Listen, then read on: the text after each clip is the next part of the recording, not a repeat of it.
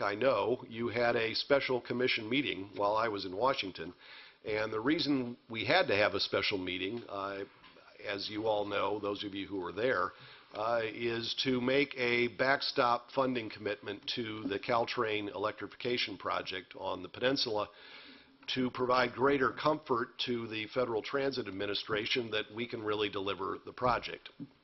And they were insisting on that. In fact, action from not just the Commission, but also from the 3 Caltrain partners, the 3 counties.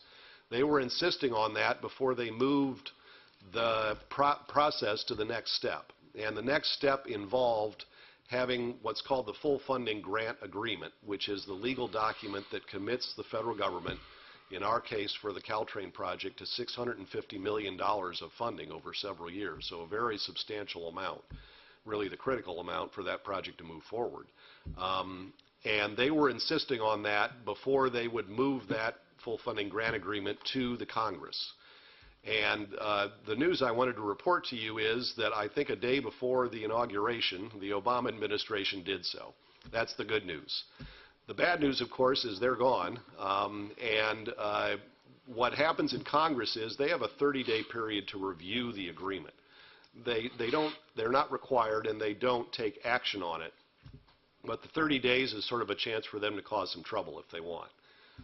And so the clock is ticking on that. And that at the end of that 30 days, we've got to get somebody in the new administration to sign that agreement. And obviously, with a change in administration that is this significant, we're not quite sure how that's going to work. And so right now, we're doing a lot of reconnoitering. And as you know, the Transportation Department is without a secretary. Ms. Chow is supposed to be confirmed next week, and I fully expect she will be. But even once she's confirmed, she's there with a lot of empty desks because the administrator for the Federal Transit Administration probably won't be nominated or confirmed for months.